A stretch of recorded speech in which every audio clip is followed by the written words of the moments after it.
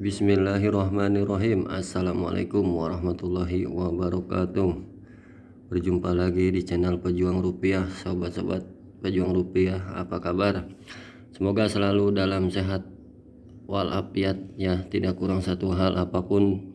Dan semoga sobat-sobat Pejuang Rupiah diberikan kesehatan ya, selalu ya, karena sekarang nih lagi musimnya pancaroba ya, ntar panas ntar hujan ya, jadi cuacanya tidak menentu, termasuk saya juga nih agak kurang sehat ya, sudah beberapa hari ini meriang terus. Sobat-sobat Pejuang Rupiah ya, kita lanjut ke topik pembahasan. Di sini channel Pejuang Rupiah akan menjelaskan sedikit tentang tutorial ya,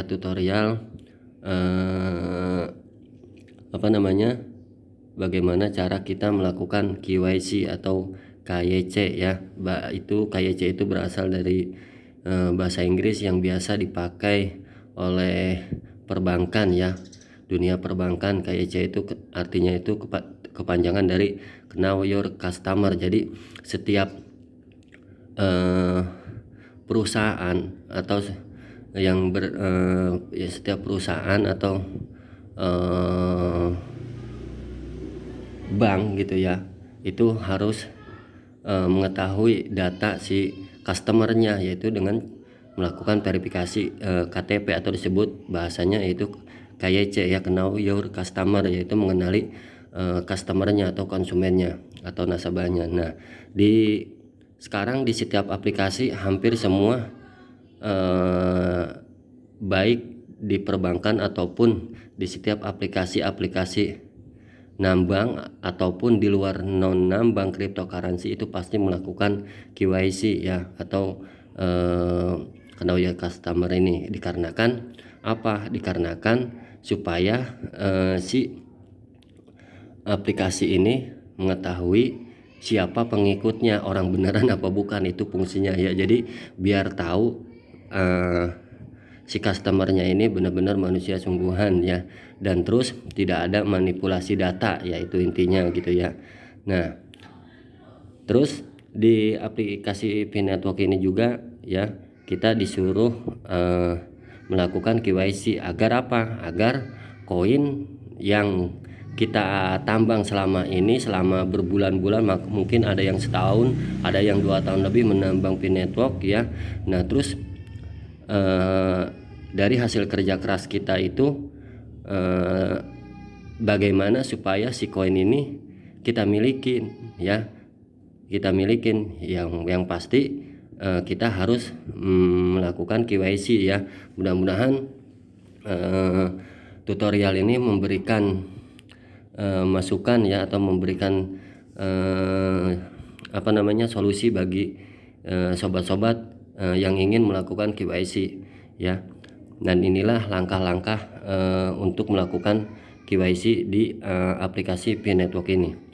Tapi sebelum saya melakukan atau melanjutkan ke topik pembahasan tentang KYC ini, alangkah baiknya ya, saya memohon dan meminta supportnya kepada sobat-sobat Pejuang Rupiah ini dimanapun Anda berada. Saya mohon untuk mensubscribe channel Pejuang Rupiah ini agar bisa terus berkembang ke depannya dan bisa menambah semangat bagi saya sebagai konten kreatornya untuk membagikan informasi-informasi terkait tentang dunia cryptocurrency ini.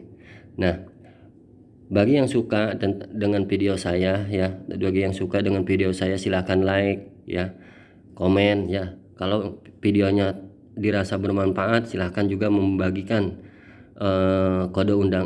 membagikan channel YouTube saya kepada orang-orang lain ya, orang-orang lain sesama pioner, agar pioner yang lain juga ibaratnya mendapatkan informasi sama seperti sobat-sobat Pejuang Rupiah lainnya. Nah, adapun tutorial yang akan saya bahas ini pun saya belum melakukan KYC ya. Saya ambil dari konten orang lain ya. Saya coba screenshot karena saya belum bisa melakukan secara langsung ya, karena saya juga belum mendapatkan undangan KYC. Tapi inilah cara-cara kita ya, agar cara-cara kita melakukan KYC agar nanti pas kita dapat undangan kita sudah tidak kaget lagi ya, agar kita sudah tidak kaget lagi gimana ini caranya ya, gimana caranya. Jadi inilah langkah-langkah yang harus kita pelajari. Oke, kita mulai saja ya, tidak panjang lebar ya. Bismillahirrahmanirrahim. Pertama ya, syarat-syarat untuk melakukan langkah KYC di P-Network yang pertama adalah kita masuk ke aplikasi P-Browser ya. Sobat-sobat, bagi yang belum punya aplikasi P-Browser, segera mendownload aplikasi P-Browser yang ada di Google Play Store ya, karena itu sangat penting sekali bagi seorang pioner, karena tanpa aplikasi P-Browser kita mustahil tidak bakalan berhasil menjalankan usaha P-Network ini. Yang pertama, setelah membuka aplikasi P-Browser, setelah kita membukanya, lalu di situ ada menu tampilan ya, yang ini ada petunjuk ya, yang ada logo kanan, logo tangannya ya. Ini kita klik yang bertuliskan, yang menu yang bertuliskan KYC ya, KYCP ya. Nah, itu yang pertama kita klik. Terus setelah masuk ya, kita disuruh mengklik kolom kotak ya, kotak kecil itu kita untuk mengklik agar ntar keluar centang ya, kita klik. Ntar setelah kita klik, nah lalu kita tekan ya tanda panah ke bawah ya, sobat-sobat ya, ini kita tekan. Lalu setelah kita menekan itu, nah lalu kita suruh memilih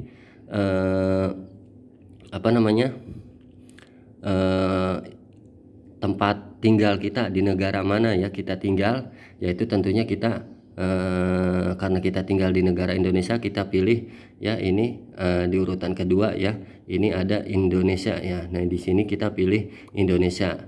Nah, setelah kita memilih negara ya, lalu ini ya, setelah kita memilih negara, terus kita lanjut, kita cek ya, kita lihat lagi centang, nah kolom kotak kecil yang di atas yang sudah tercentang.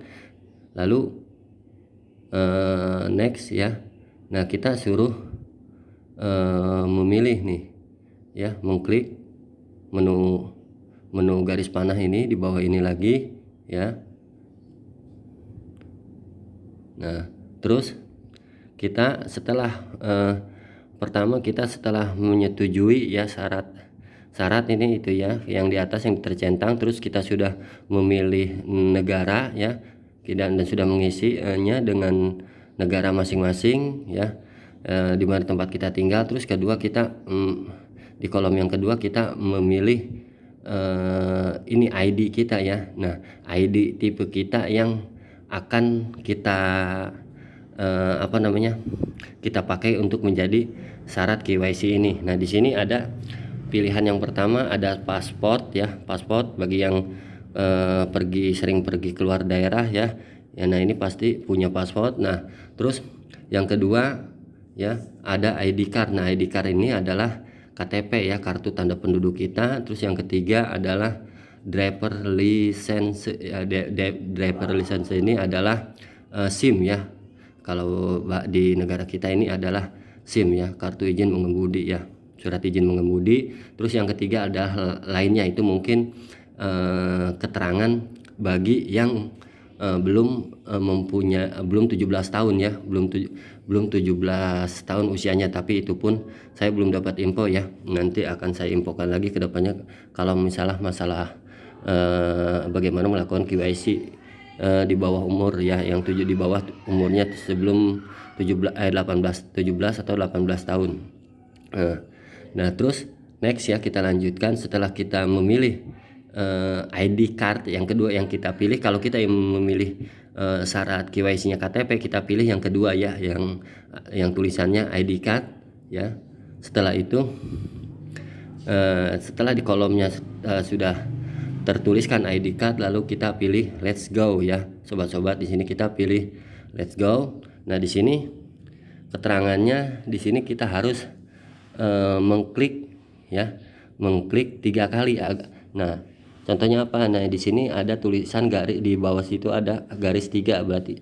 Nah di situ agar bisa bergeser terus, klik aja 3 kali berarti ya. Itu perintahnya klik 3 kali. Nah setelah kita mengklik 3 kali, lalu muncul step yang pertama ya. Ini ada 3 step untuk KYC-nya ya.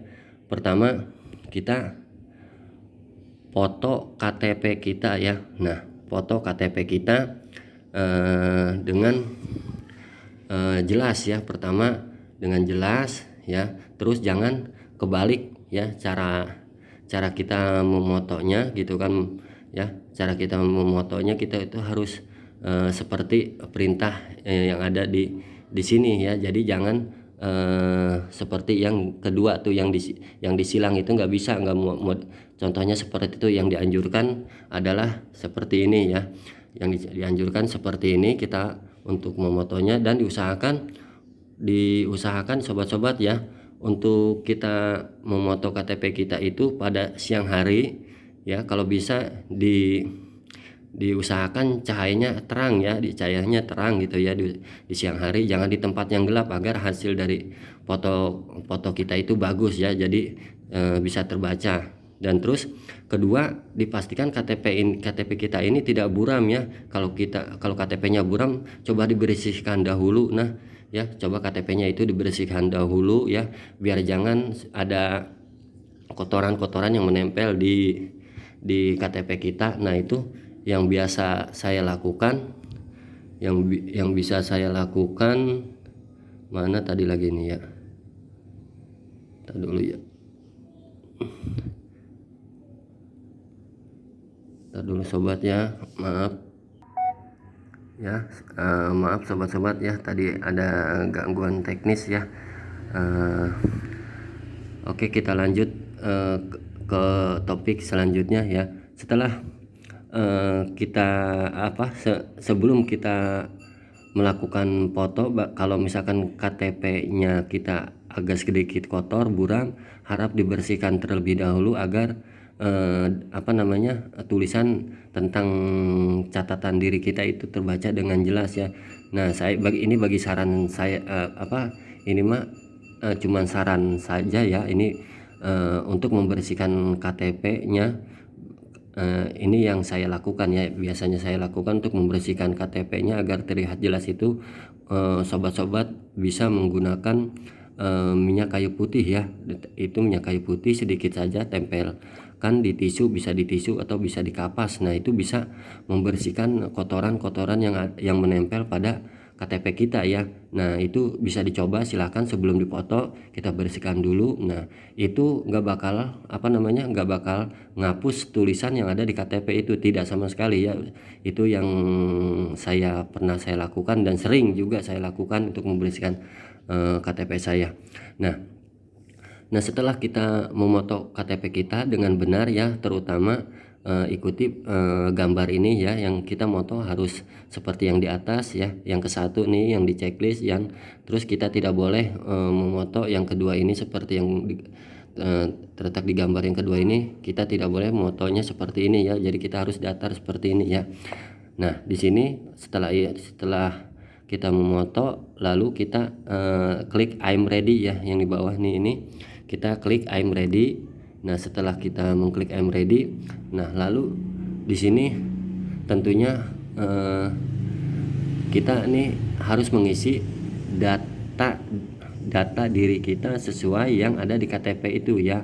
Di sini ada nama depan, nama belakang ya, jenis kelamin, alamat, tempat tanggal lahir, dan nomor KTP ya. Bagi sobat-sobat yang punya namanya lebih dari 2 kata, gimana ini Bang cara ngisinya? Nah itu ya, nama depan misalkan Muhammad Rizky, yang atas Muhammad, yang surname ya di situ itu adalah nama belakang, yaitu Rizkynya di bawah ya. Jadi nama depan Muhammad, nama belakangnya itu Rizky, jadi gitu. Tapi bagi sobat-sobat yang punya namanya cuman satu kata gitu ya, kayak saya Pepen, nah di situ kita ngisinya yang nama depan Pepen, yang nama belakang pun di surname itu tetap Pepen, jadi Pepen gitu ya. Nah karena nama kita itu cuman satu kata. Nah terus kita ngisi sesuai gender ya, sesuai jenis kelamin, kita cowok apa cewek ya, di sini harus jelas nih. Nah kita cowok apa cewek ya. Nah terus kedua, nah di sini full address, maksudnya full address itu kita isi alamat kalau bisa ya, supaya biar komplit ya, maksudnya yang sama persis gitu kan. Jangan hanya nama alamat jalan rumahnya saja, bila perlu cantumkan RT RW-nya gitu ya. Pokoknya full address sama sesuai dengan KTP.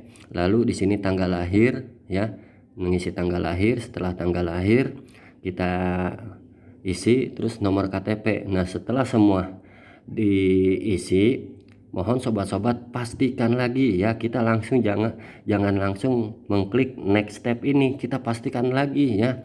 Kita pastikan lagi nama depan kita, nama belakang kita, jenis kelamin, alamat, tempat tanggal lahir, dan nomor KTP-nya itu kita sudah benar-benar mengisinya secara benar sesuai dengan data diri kita yang ada di KTP tersebut ya. Jadi kita jangan buru-buru atau jangan gerasa-gerusu, jadi kita slow aja gitu ya, slow tapi pasti ya. Kita harus hati-hati, jangan buru-buru ya. Jadi karena kalau sesuatu yang terburu-buru hasilnya tidak maksimal, jadi takutnya ada kesalahan dan itu tidak bisa diperbaiki gara-gara kita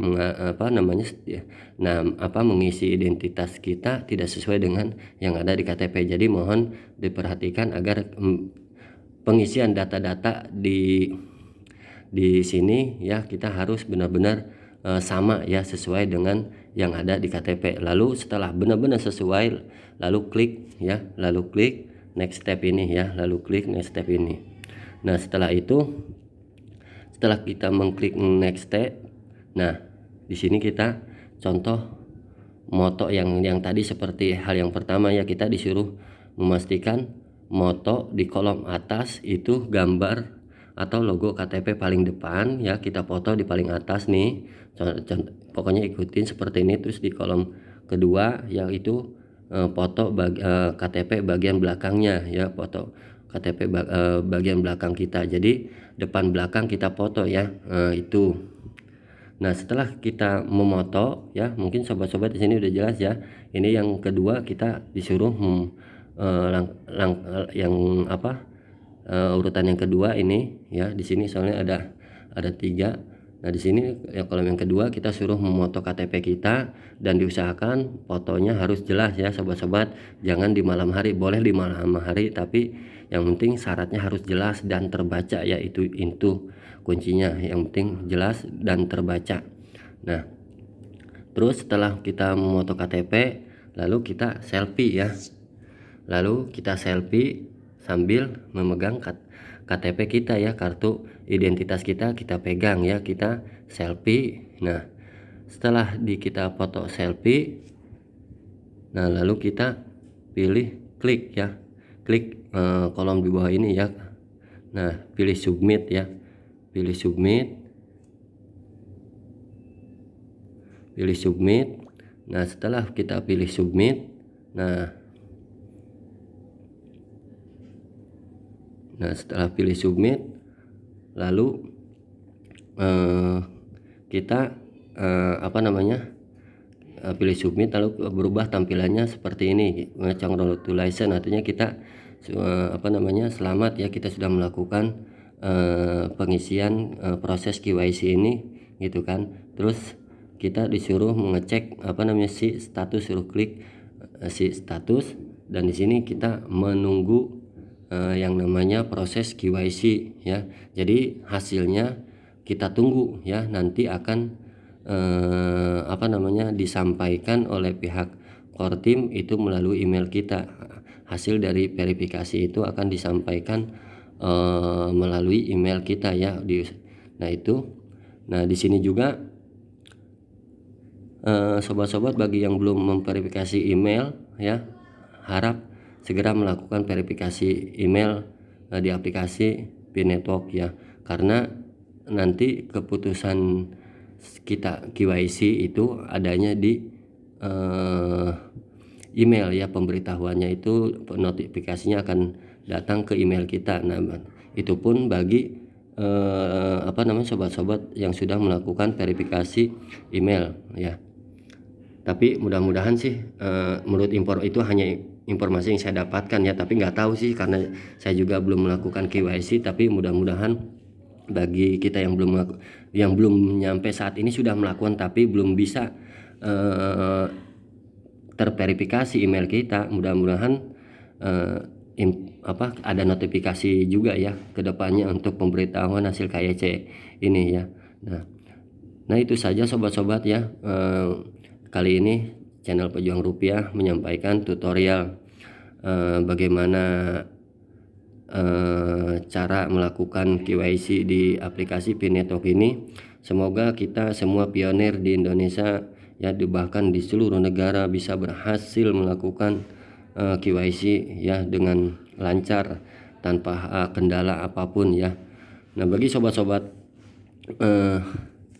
yang baru menemukan channel ini dan baru mampir ke channel Pejuang Rupiah ya, saya mohon minta supportnya ya untuk like, mengkomen ya, serta membagikan channel Pejuang Rupiah ini kepada teman-teman pionir lainnya, atau agar teman-teman pionir lainnya bisa mendapatkan informasi juga tentang aplikasi P-Network ini.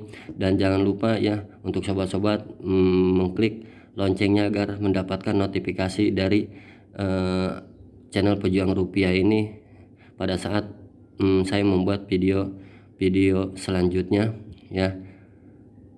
Itu saja, saya mohon maaf apabila ada penjelasan saya yang kurang jelas ya, mungkin kata bahasa Sunda mah pabaliut ya, saya mohon maaf karena saya juga masih proses belajar ya. Di sini saya juga tidak sama sekali tidak merasa sok pintar. Di sini saya hanya membagikan informasi menurut menurut apa yang saya dapat, menurut informasi yang saya dapat, lalu saya bagikan ke sobat-sobat Pejuang Rupiah agar tentunya di sini saya tujuannya untuk membantu para sobat-sobat agar kedepannya gitu kan bisa memandang P-Network ini bukan hanya sekedar aplikasi penghasil aplikasi penghasil koin semata yang tidak ada artinya. Justru dengan sobat-sobat selalu mengunjungi channel Pejuang Rupiah nanti akan mendapatkan motivasi atau penjelasan tentang aplikasi P-Network ini yang sedikit banyaknya menambah wawasan tentang P-Network ini. Saya akhiri ya, wabillahi taufiq wal hidayah. Wassalamualaikum warahmatullahi wabarakatuh. Semangat pagi.